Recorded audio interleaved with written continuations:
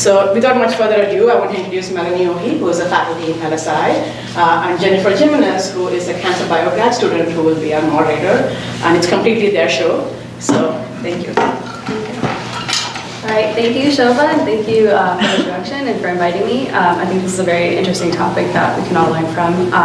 So I thought we would start off by first having Melanie give us an introduction about how she ended up at Michigan, her educational path before arriving here, and anything that you think would be interesting to share.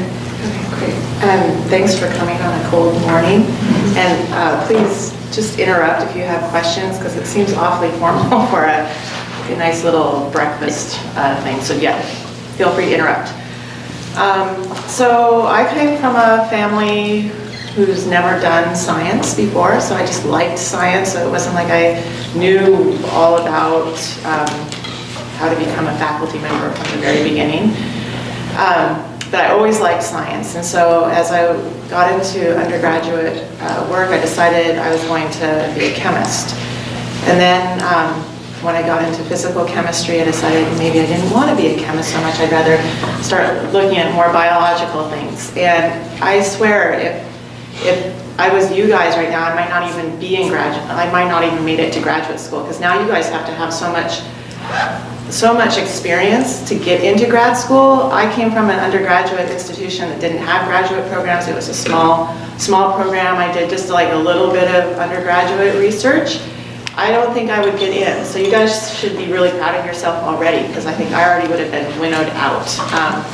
So I went to graduate school at Vanderbilt University, and I thought I was going to be a crystallographer, but I ended up choosing a lab that did yeast genetics. And the reason I did that was because I liked the mentor.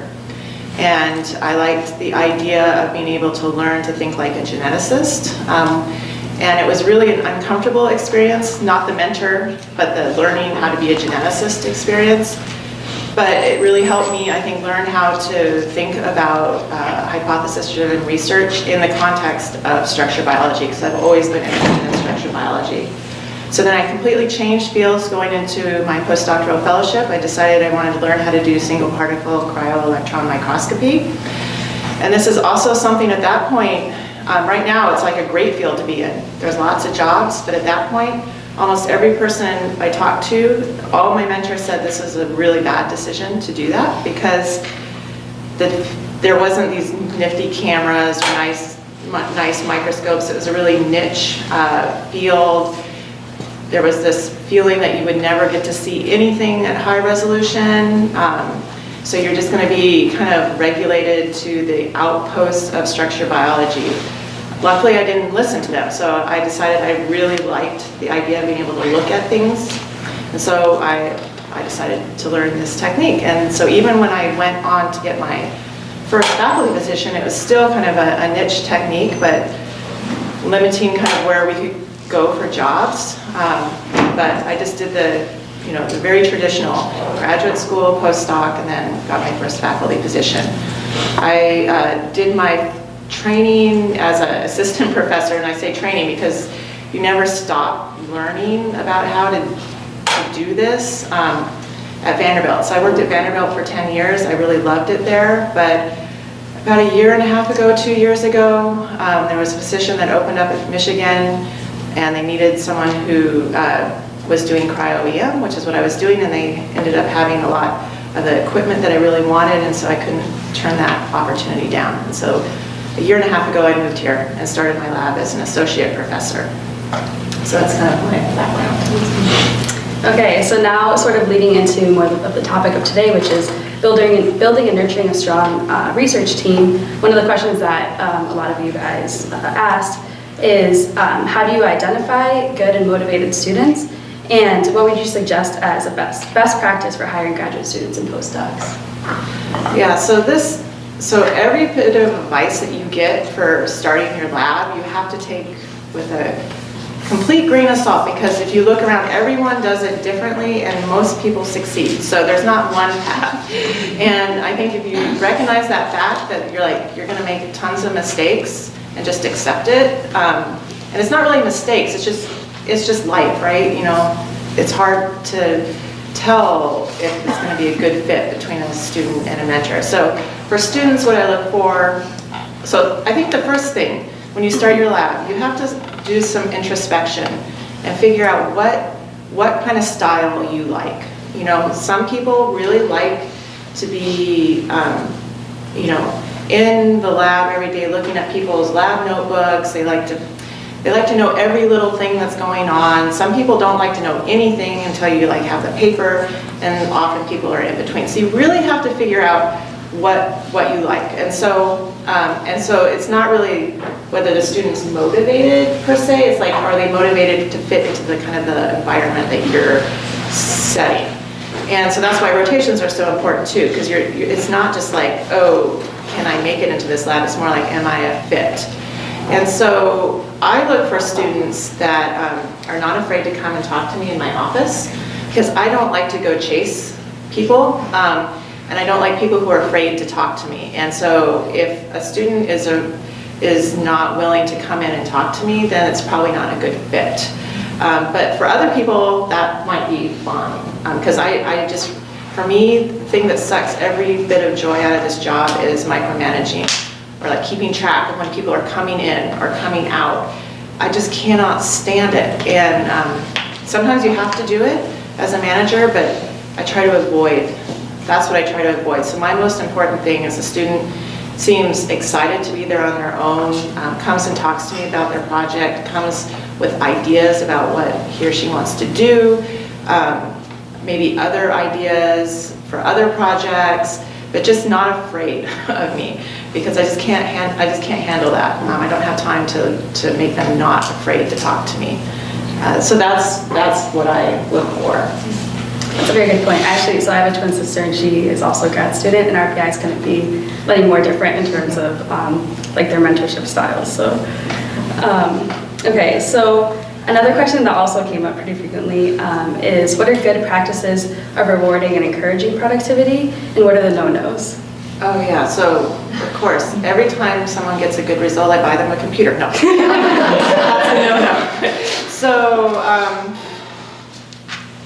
So I don't reward people so much, I think, because that sets up a weird dichotomy of just weirdness. That would be weird for me. Because everyone is working on a project. It's not just it's their project, it's their career, right? So, I mean, I guess a reward is when, I send people to meetings. And so if you have something to present in a meeting, you get to go to a meeting. If you don't have something to present, then I can't send you to a meeting. So, but that's not like a doling out favorite kind of thing. It's more of, do you have enough to present? But it is, I guess that is kind of a reward. But I wouldn't, so personally, if I was in a lab where the PI was like doing something like that, I wouldn't want to be in that lab.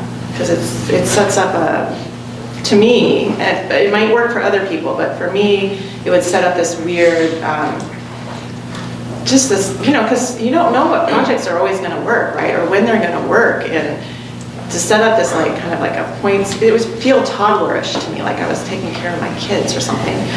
So I wouldn't like it, but I don't know. Have you ever seen someone give rewards? I've never seen that. No, I guess it is more like indirect, just like verbally. Okay. When things are going well. Oh yeah. Like, yeah. But so of course, I get super excited when things are going well. Yeah. So someone shows me something on a microscope we haven't seen before. Often I'll almost feel like crying. I'm so excited. And when things are not going well too, I try to be a good PI and not be completely depressing and help.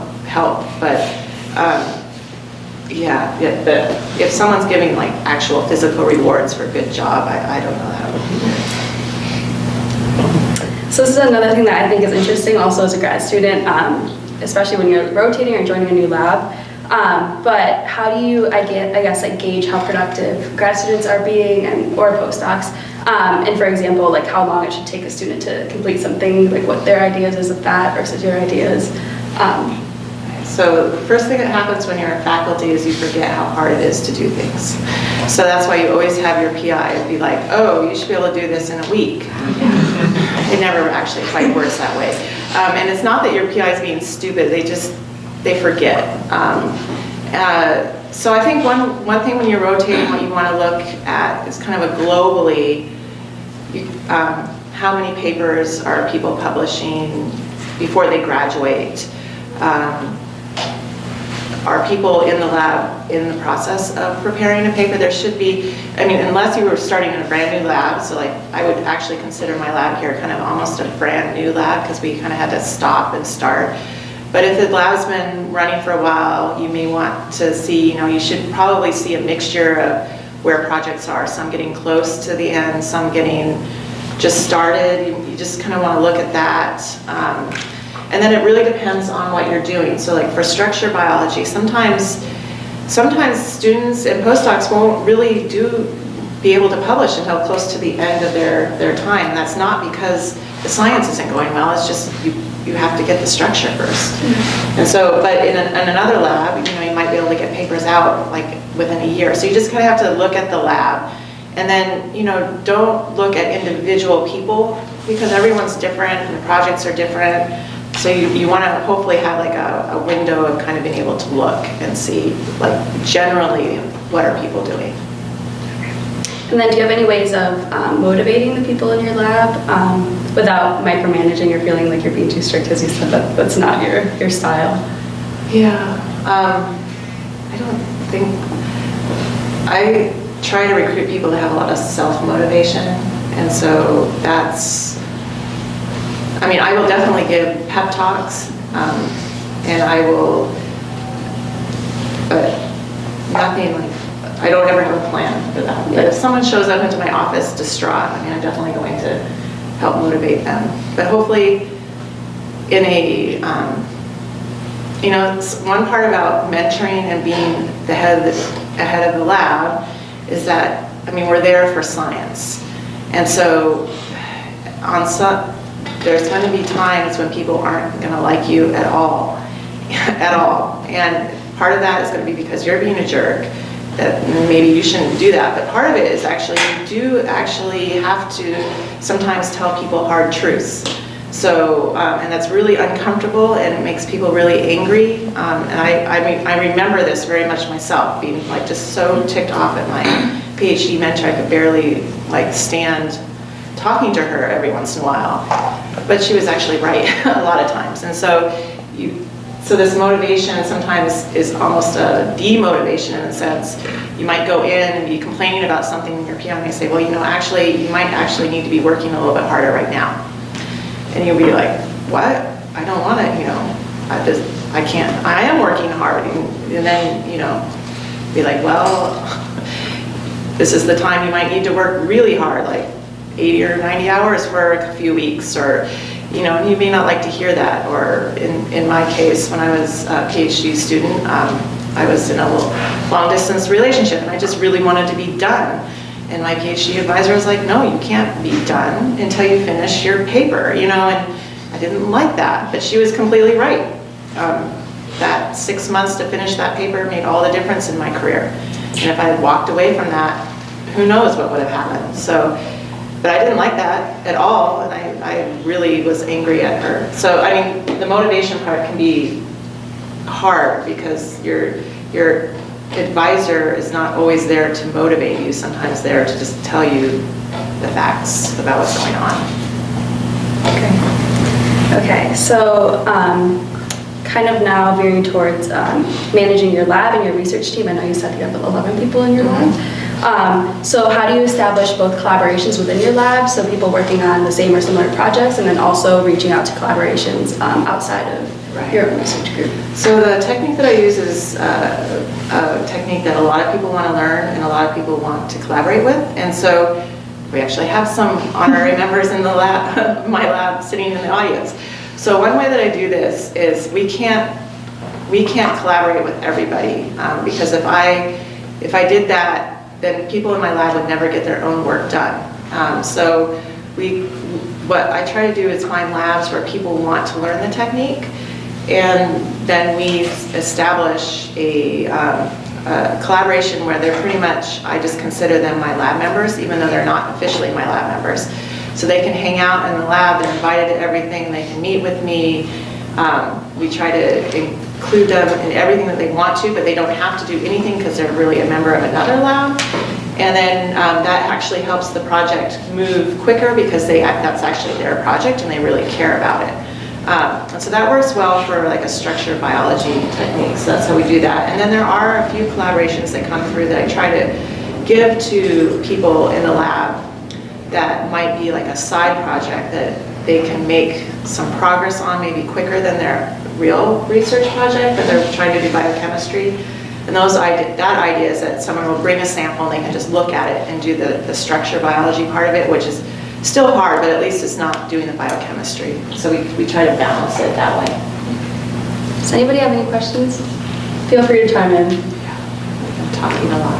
Go ahead. Yeah, so I guess, like one of the important factors that comes into play in like a research group is that, yeah, you're there for the science, but if you don't have like that community in your research lab, then all the science can start to break down. So I guess, what are your kind of strategies for managing when you have situations in the lab where people aren't being productive because there's disagreements and arguments and that kind So of that thing? is really serious because that can take your lab down like super quick, and especially when you're starting your lab, you get one of these situations that goes south like this, and it can destroy your career, and it just also it makes it miserable to come to work. So I think one thing that you should do right now is pay attention in all the situations you are. Look at different labs, so you start to see styles and also see things. So one thing that I decided very early on in my career, because of experiences I had seen through my training, was that I did not want to be like a passive-aggressive PI. Because for me, I'd seen situations where, yeah, the PI just pretty much ignores everything until you can't ignore it anymore, and then at that point, it's almost unfixable. And it's not like, you can understand why someone might want to ignore it, because a lot of people don't like conflict, right? And it's really uncomfortable. I hate it myself. And so it's just easier to just like hope that it goes away. And it usually doesn't. So what I try to do, so my office is right next to the lab. And so I kind of can hear a little bit what's going on. That's the other thing, for most of you, you might not think your PI kind of knows what's going on. They kind of know what's going on in a general sense. So I can kind of keep an ear out for like dynamics that are happening in the lab. Not eavesdropping, but you just the general day-to-day stuff. I try not to get involved in like normal tiffs in the lab, because those also are always going to happen. You're always going to have arguments about who used the last of this and didn't order it, who left the gel, blah, blah, blah, blah. I mean, those will happen every place you go, and they're never going to go away. So those kind of things you can deal with, but it's the more toxic stuff where there's a huge conflict. So then I usually will pull people into my office to discuss it individually, try to figure out what's going on, and then sometimes together, and then sometimes I will send them to like a mediator, like if it's really bad. So I had a really bad situation with a couple of my first graduate students. So I had a graduate student that came in and told me he couldn't stand the sound of someone else's voice in the lab if I could ask them to stop talking. That doesn't work. Yeah, I mean, that just doesn't work, right? Yeah. So, I mean, you're going to get all this weird stuff that happens to you. And so I was really at a loss of what to do about that. But luckily I had a mentor who I went and talked to, and she's like, it's your lab. So this is what when you start your lab, it's your lab. You set the tone, you make the rules. And so one rule was, you don't get to tell other people not to talk because you don't like their voice. But then I also talked to him about like what was going on. He's like, he can't concentrate because it was too noisy. And so we then instituted some time in the morning where there was no music playing, that everyone just kind of was supposed to chill and get their work done. And that seemed to work okay. I mean, it didn't really solve the problem until this student really graduated, and I moved that process faster as fast as I could at that point. But yeah, you have to be willing to kind of get your hands dirty, I think, earlier rather than later. And then I also have a very open door policy where if I want people to solve their problems. You're all adults. I want people to talk to each other about their problems. But if there's a huge problem, I want to know about it, and then I will address it, because otherwise it just can turn into just a really bad situation. And the other thing, if you're in a lab that's happening, have some empathy for your PI, because there's a lot of things like you can't do. I mean, like there's nothing, I couldn't fix that problem where this person hated this other person's voice. I mean, so have some empathy, right? That especially if it looks like your PI is trying, they're probably trying really hard, but there are also limitations to what we can do. We can't just tell someone like, oh, that's just crazy, you're crazy. Like, well, you could, but that probably increases the problem. So yeah, have empathy for everyone in your lab trying to deal with that. Yeah, I think kind of based off of that, so you said that you have 11 people in your lab. Mm-hmm. I came from a lab where I was one of 2 graduate students and a manager. How do you manage that many people? Is it because of the type of science you do that you have such large labs? Do you just like the dynamic of a larger lab? Yeah, so 11 is about my limit. Okay. So I actually came here with 1 person, and it just kind of grew very quickly. And it's partly because we have a lot of success right now with our projects. So I have to say that those 11, a lot of them are senior, so they're more postdoc.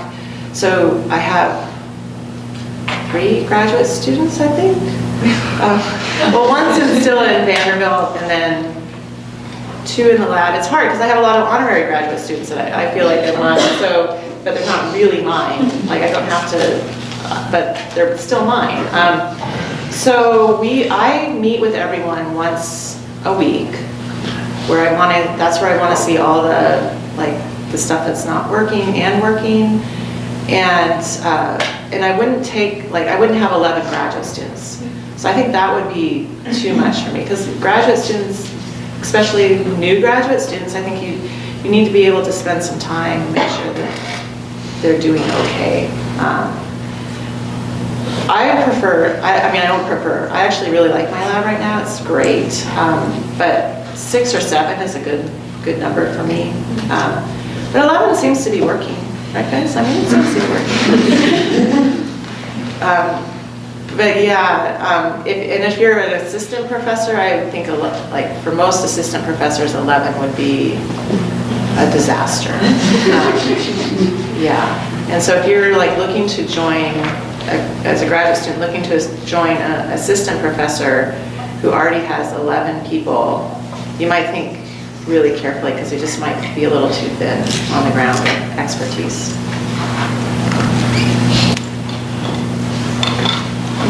So you talked a little bit about how to deal with interpersonal conflicts. What about with a student who is not succeeding in the lab? Yeah, so that is really hard. That can be very hard. And so the way that has to be dealt with individual by individual, because it's unclear, sometimes it's unclear why. So the first thing that I usually do is if projects are not going well, we might narrow the project down a little bit. So this is also, I think, an assistant professor, usually, or at least it was an error for me. I would just be like, you get to work on the splices, and there's like nothing, that's a little too broad for a beginning student. Like, we have all these ideas, and I think they just get so overwhelmed. And so I learned to you can start to just narrow things down. So my goal is always narrow things down till things start to work, and then you can move them up again, because it's really frustrating to not have anything work. And then we also talk about whether there might be another project that might fit their personality better, or their interests better. And then I use their committee quite a bit. So if a student is really struggling, we usually will have more committee meetings, because the thesis committee can actually help provide some perspective of whether the experiments that we're trying to do are maybe just dumb and there might be something better to do, or they might recognize, they may be able to provide different type of advice that I just not seeing. I've never had to have a student move from my lab, but as a student, you should really consider that if things are not going well, for whatever reason, like really not going well, there's no shame in switching the lab. Sometimes that is the answer, and you're not really losing that much. You might think you're losing a lot of time, but if it's just not a good fit for whatever reason, you might actually gain time, because it's not like you've lost that experience that you have. You just need to find maybe a better home for you, so you should consider that too. Luckily, I've never gone through that. When you end up managing all these people and you're not in the lab anymore, Yes. how do you keep in touch with the actual daily science and what's going on for real in the lab? Yeah, so that's why the weekly meetings are very important, because that's where I want to see the raw data. And we also have a lot of, we have a weekly lab meeting where I want people to present like the raw data. I don't want to see the really nice presentation. I want to see the stuff. I want to see it. And then I mean, I'm not doing the science anymore. I help do some of the processing, but I'm not really like in the lab. But I am in the lab. I mean, like I get bored. So that's the other thing. A lot of times your PI will come out and you'll be like, why are they bothering me? It's because they're bored. They're sitting in their office, like writing a paper or doing this. They just want to like see some cool science. And so I'll come out and like I like to talk about that science there. And yeah, so, and then I also attend a lot of meetings and talk to a lot of colleagues to try to keep up on new techniques that I can bring back to help people with their projects. So I feel pretty connected to the science. I just don't physically do it anymore, even though I did set up a bench when I moved here, but it's now a rotation student bench because there's just not enough time. But an assistant professor, you want to do it. You're the best hands that you have, and that's just the way it is. And so if you want stuff to get done, you should definitely you need to carve out time to do the science, because you are going to be the person that drives those first projects forward. And so that's a transition that you start, and then, you know, as your lab grows and you get more funding and you start to have to do more service, that transition usually happens. Not always. Some people really fight to stay at the bench. But for me, you know, doing cryo-EM actually doing the imaging takes a lot of time. And I mean, I now run a lab and I have a family, and my time is best spent doing other things. But every paper that comes out is your name. And so you want to know what the data is. Any other questions? I got to follow up on that question is this transition when you were assistant professor from the bench, when you were still doing the experiments, to more withdrawn. Was it natural and you didn't really think about it? Was it a conscious? No, it was more natural because you get more people trained in your lab. You start to get asked, so your first year, your department should be really protecting you from any sort of other stuff that you have to do. And then that quickly goes away. And so then you have like all these meetings that are happening, so it gets harder and harder. And then for me, the final kind of, the last straw as I had my second child, and when that was like where it was no longer possible for me to like spend all night taking images. This was before we could do automation, so you'd actually have to sit at the microscope all night and do it. I mean, I couldn't do it anymore, and so that was kind of the last of me doing research in the lab. But I still process stuff at home, and the stuff that I can do both at the office and at home, I still do a lot of. And write, oh my God, I write a lot. Any other questions from the audience? What's your opinion on who to hire first when you're starting up your new lab, whether that be like technical staff first and then students or postdocs? Right, so this, yeah, you'll get like a million different answers from everyone you ask. So for me, the most important hire, and this is what I would tell everyone in my lab, a competent technician. because they are going to be the person, your right-hand person, who helps you get your work done. And if they're competent, they're also going to help train other people in your lab. Because it takes a lot of time to train new people. And so for me, that was my first hire. And I hired someone who had a master's degree. So it was expensive, but you have a startup for a reason.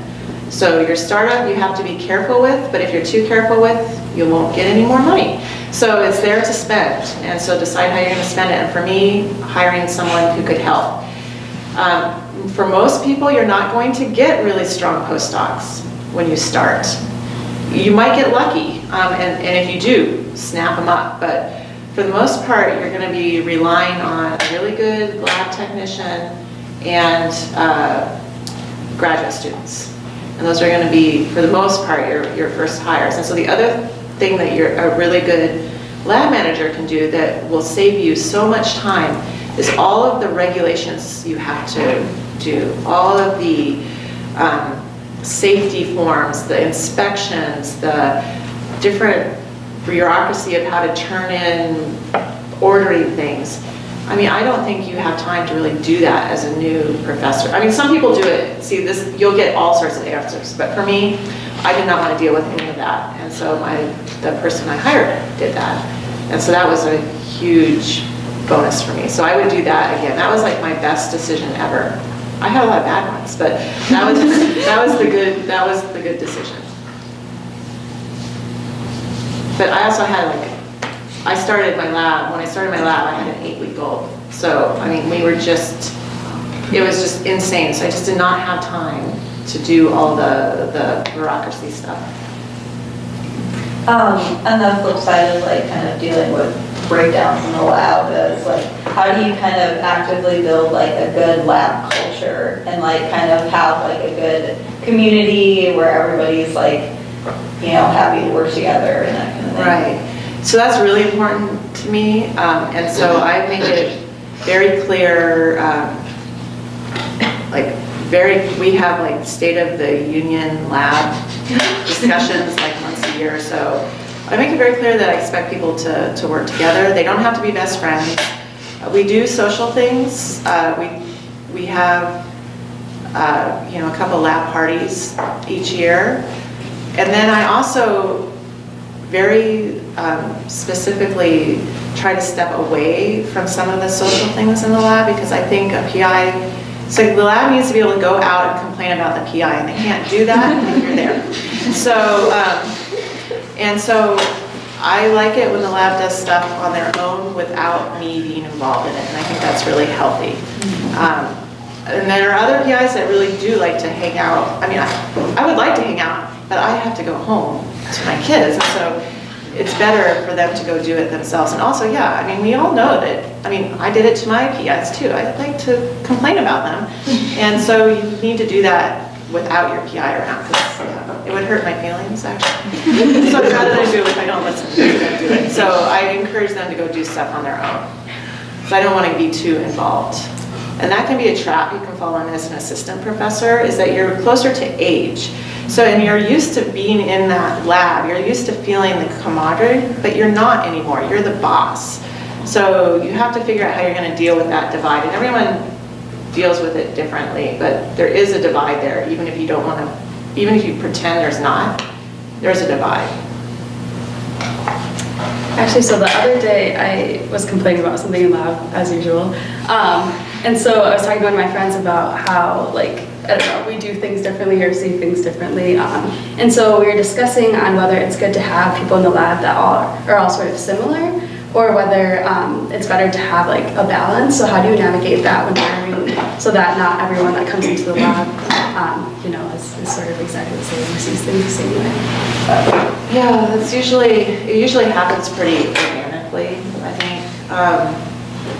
It's not like you get, at least for me, it's not like there's there's not 40 people wanting to join my lab, so it's not like I get to really choose. It's, people come, I've never really worried too much about that. I'm mostly worried that is someone a team player, because I want people that actually get along. I don't care if people are friends. I understand you're not always friends with people in your lab. I mean, I really understand that because I've experienced that.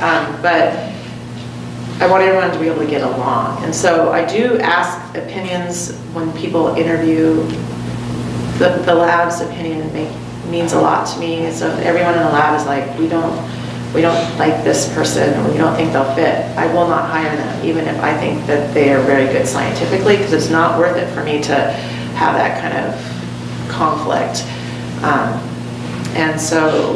And I have been in places where I've seen people just hire people even when the lab is like, we don't like this person, and then that usually turns out really bad. So that's how I kind of deal with it. And I expect my people to be open-minded enough to be able to recognize that they may not have the same style. Did you find yourself in a situation in which you had to let a person go? That person was not a good fit, and how do you deal with that? To acknowledge that person, you cannot just let them go one day. So this is the most horrible part of it. And I'll say I am not any better at hiring people than I was when I started, but I am better at figuring out it's not working, like in a quicker way, and taking care of the problem. So let's say, okay, so first of all, my first really big piece of advice is and I would say, even if someone tells you not to listen to the advice, you'd be foolish to not listen to this advice. This is good advice. When you start your lab, you're going to have a lot of people coming and asking you for jobs, and a lot of these people are going to be internal hires, okay? They might be a great fit, but you need to really figure out why they're an internal hire, okay? Sometimes a lab has moved and they couldn't move because of family reasons. Okay, that's fine. But there are other cases where people they don't like firing people, and so they kind of move them to another lab. And it might work, but as an assistant professor, that usually doesn't. And so the other thing that happens when you do that is that you don't usually institutions have some window where it's pretty easy to let someone go, like a 6 month, usually it's around 6 months. But if you hire internally, you don't have that window, okay? So you've already lost that. So then what you have to do is, if you hire someone new, the first 6 months, you have to pay really super attention. And like my criteria is, like, are experiments working?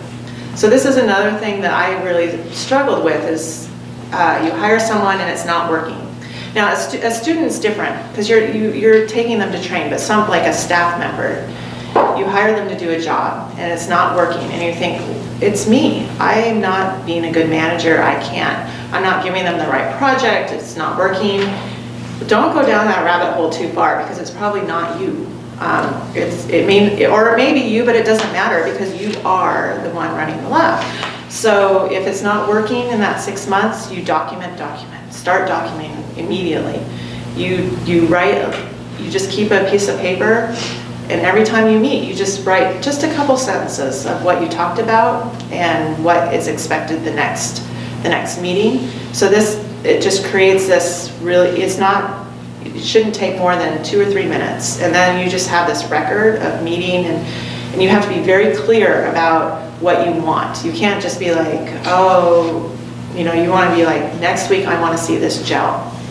And it has to be reasonable. Of course it has to be reasonable, but we need to see this gel, so you just make it very clear. And I did not do this when I began, because you just don't know. And then if you do that and it's not working out, then you can go to HR and say, okay, we have a problem, and then they'll help you work out how the process goes. But it's a long process. So if you can do it in the 6 months where you can pretty much say it's not working, go away, that is the best.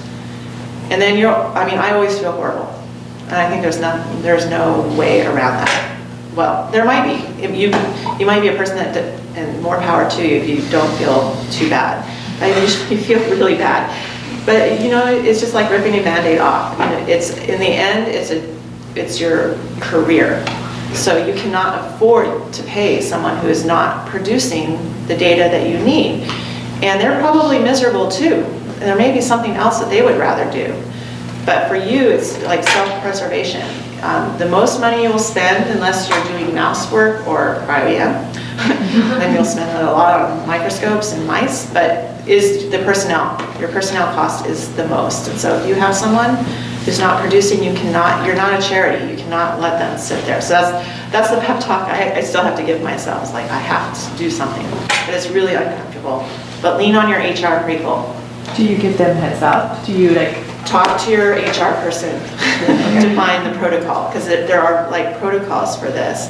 And yeah, you do have to give them heads up, and usually they'll catch on because, and, you know, at some level then you'll start to have to be like, you'll have to really document the conversations. You'll have to have them maybe sign things that say what needs to be done. It's really hard. It's hard mentally to fire someone, but it's also hard, just bureaucracy hard. So you have to be careful of that. And I mean, you never know, even if you think someone's going to be a good fit, you're never quite sure. And I don't think I'm any better at that than when I started, unfortunately. Any other questions? There's a question back there. So I had a question which is the same that she asked, but I have another.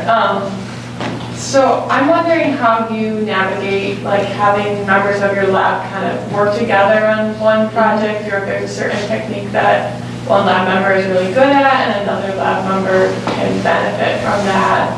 Yes, how do you, or if you need something quickly for a grant, like who do you ask for these things that aren't necessarily part of someone's real project, but they still need to be done? That's right. So and you have to be really careful about that, because you don't want to, like, you know, you don't want to derail someone's ability to do their own project. So I really encourage a lot of collaboration in the lab, and I kind of have a philosophy that we do the science and it all shakes out in the end. Now this can go very bad. It can go very bad. So the way that we keep it from going really bad is that we don't talk about, so if someone's helping someone's project, anybody who really helps goes on a paper, full stop. We don't talk about, and if you're helping someone's main project, you do that with the idea that you are not going to be the first author.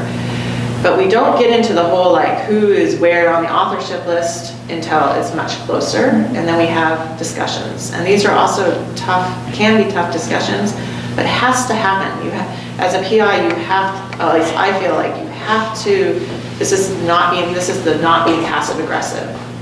This is, you have to talk about it and try to come up with a plan, and it should be driven by your ethics. You know, it should not be driven by, you know, So, I mean, just as an example, so we are trying to get a paper ready, and my postdoc has done a lot of work on this paper. It's his project. I've done a lot of work on this paper. Our collaborator has done a lot of work on this paper, and then we ended up having to bring in some collaborators to help us build a model, because that's not something that we can do very quickly. Well, it turned out to be a lot of work. And so I had to go to my postdoc and say, okay, these people, we could not have done this project without these people. So I think this person deserves to be a co-first author. You'll still be listed first, but this needs to be co-first author. And I believe this so strongly that I also think that we need to make the crystallographer PI a co-corresponding author. So I'm not just asking you to give, you know, it's not really giving something up, but you just have this feeling of like, oh, I don't want to do that. But so we have these conversations, and we just make it so, yeah, I mean, if this is what it takes to get it done, this is what we do. And the idea that we'll grow the pie bigger and not shrink it smaller. So if everyone's helping, more papers will come out, more papers for everybody. But it can go, can be a tricky area. But I don't want people afraid to help each other in the lab, and that also really slows things down. And I refuse to have people in the lab who are actively working against each other. And I have seen that happen at other institutions. And that, I mean, if you feel like you have to lock up your lab notebook because you have a lab member who is going to go and steal your ideas, that would be a reason I would fire someone immediately. Kind of a follow-up to the question about kind of authorship and that sort of thing. So if you have, your postdoc, and you've got these collaborators coming in and they're doing a lot of great work, and then you have grad students that's helped out here and there, and they're kind of along for the ride and they're there for learning, are they automatically authors because they put their foot in the door once or twice, or? No, it has to be a real contribution. And yeah, it has to be a real contribution. But I think most people, it can be a little gray. So the biggest mistake I have ever made in my entire career is not including someone on a paper that I should have. With the idea that, I don't know what my idea was. I was not thinking clearly, because you get so caught up in the fact that, oh, I don't want any more people on my paper. Well, it doesn't make a difference, and it doesn't really make a difference. And in this case, I left someone off that I should have included, and it could have really destroyed a very important colleague, the way that I get along with my colleagues. And I ended up having to really apologize, and I'm actually very embarrassed by this. And so my advice to you is always try to be more inclusive in authorship than less, because if you bring people on good feelings, you leave someone off that should be on really bad feelings. I mean, just think how horrible you would feel if someone just like totally diminished what your major contributions are. And so that would be my big piece of advice. But at the same time, when I have rotation students come in and like they're helping, I say up front, for a rotation project, for the most part, you're helping, you have kind of a project that's being almost given to you. That does not mean you're going to have authorship necessarily on it. So that's more of an acknowledgement. That's more of an acknowledgement, because a graduate student or postdoc's really taking their time to bring them onto a project, maybe even slowing down their project. I mean, truthfully, right? When you work with someone. So that's kind of a policy. I don't have a policy that anybody who touches something gets on the paper. But if they really do contribute, we put them on.